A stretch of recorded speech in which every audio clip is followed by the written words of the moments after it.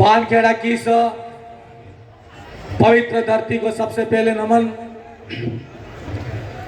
आदिवासी एकता परिषद के बैनर तले पूरे भारत देश के कोने कोने से आए हुए तमाम मेरे आदिवासी युवा, बड़े बुजुर्ग, समाज के प्रमुख वक्तागण, समस्त जनप्रतिनिधि, मेरे युवा साथियों, मेरी माताओं, सबसे पहले मैं पूरी मेरी बागीदोरा विधानसभा की जनता की तरफ से बहुत बहुत धन्यवाद जोहार अर्पित करता हूं। साथियों, आज जो आदिवासी एकता परिषद का यहां पर जो पूरे भारत देश से आदिवासियों का सम्मेलन हो रहा है, यह कोई नई बात नहीं है। प्रतिवर्ष 13, 14, 15 को हम पूरे भारत देश के आदिवासी एक जाजम और एक मंच पर आते हैं। हम सब तमाम साथी पूरे देश के आदिवासी एकता परिषद के इस कार्यक्रम में एक जाजम पर तो आते हैं, लेकिन जब जिस क्षेत्र के अंदर, पूरे देश के अंदर जहां जहां आदिवासी आते हैं, जहां आदिवासी इलाका है, उस इलाके के अंदर जब हमारे क्षेत्र के हक अधिकार की बात आती है, तो हम अपने अपने झंडे उठा करके फिर से बिखर जाते हैं। इस मौके पर मैं आपसे कहना चाहता हूं कि हमारे दक्षिणी राजस्थान के अंदर आदिवासी परिवार के बैनर तले, आदिवासी परिवार के जन जागरण के माध्यम से इस देश के अंदर जो जन जागरण हुआ है, और राजस्थान के असेंबली के अंदर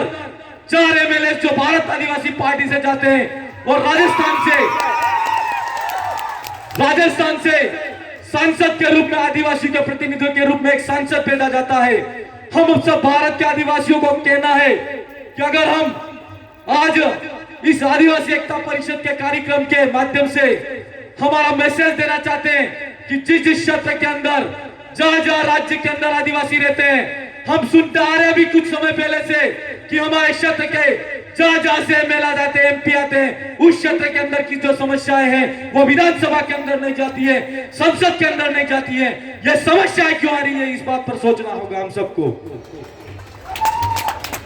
यह समस्या इसलिए आ रही है कि आज तक हमारे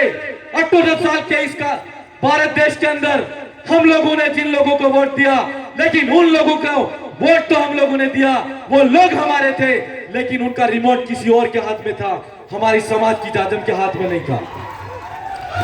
मैं आप सबसे पूछना चाहता हूं कि अगर जिस क्षेत्र से इस देश की लोकतांत्रिक व्यवस्था ने हम सबको हमारे प्रतिनिधित्व, हमारे हक अधिकार के लिए अगर किसी एमएलए को या एमपी को चुनने का मौका दिया है, तो क्या वो एमएलए एमपी पार्टी के प्रति उत्तरदायी होना चाहिए? क्या उस क्षेत्र के प्रति उत्तरदायी होना चाहिए?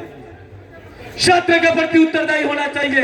यह व्यवस्था हमारे बाप दादू की व्यवस्था है, जिसको हम गांव गणराज्य की व्यवस्था कहते हैं, पटेल मुखी की व्यवस्था कहते हैं, गांव और समाज के अंदर हम जाजम की व्यवस्था जिसको कहते हैं। हम आप सबसे कहना चाहते हैं कि जो हमारे बाप दादू की व्यवस्था थी, उस व्यवस्था को फिर से खड़ी करो, और उस व्यवस्था को हम लोगों को मानना होगा, और उस व्यवस्था से निकला हुआ आदमी निश्चित तौर पर हमको भरोसा है, अगर इस देश के अंदर स्टैच्यू ऑफ यूनिटी जैसा कोई बनेगा और हजारों आदिवासियों का विस्थापन होगा, अगर कोई आदिवासियों के मुंह पर पेशाब करेगा और निश्चित तौर पर वो आदिवासियों के लिए बोलेगा, और हमको भरोसा है कि मणिशोकपुर के अंदर जिस तरह आदिवासी बेटियों को नंगा घुमाया जाता है और वहां के एमएलए एमपी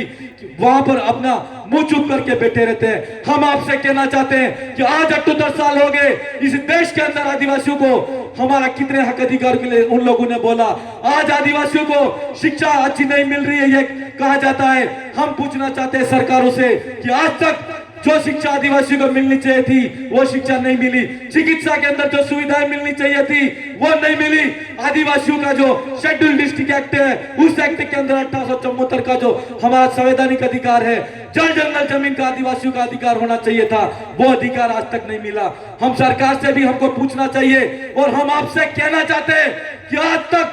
78 साल के अंदर आपने जिन एमएलए एमपी को बनाया है उनसे सवाल खड़ा करो और उनको पूछो कि विधानसभा के अंदर आप गए तो हमारे लिए क्यों नहीं बोले, एमपी बन के भारत की संसद के अंदर गए तो हमारे लिए क्यों नहीं बोले। पूछना पड़ेगा कि नहीं पूछना पड़ेगा? ये सवाल है हमारा आपसे। और हम आपसे यह भी कहना चाहते हैं कि आज आदिवासियों का अगर सरकार आजादी का अमृत महोत्सव मना रही है और सरकार ये कह रही है कि इस देश के अंदर विकास हो रहा है, हम सरकार से पूछना चाहते हैं क्या आपने रेलवे बनाई, रेलवे किसकी जमीन पे निकाली? आपने कॉरिडोर निकाले, कॉरिडोर किसकी जमीन पे निकाले? आज हम सरकार से भी कहना है और आप सबको भी सवाल करने का अधिकार और सवाल करना चाहिए कि आदिवासियों का जितना विस्थापन हुआ है इस देश के अंदर और आदिवासियों का जितना विनाश सरकारों ने किया है इतना किसी का नहीं हुआ। इसका मूल कारण ये कि हमने हमारी जाजम व्यवस्था से हमारे एमएलए एमपी को नहीं चुना, हमने हमारे जाजम व्यवस्था से हमारे नेता को नहीं कभी जाजम पर बिठाया, नहीं तो निश्चित तौर पर हमारे एमएलए होते अगर हमारी जाजम से जाते तो हमारी बात करते। हमारा आपसे कहना है आज ये लड़ाई फिर से खड़ी करने की जरूरत है।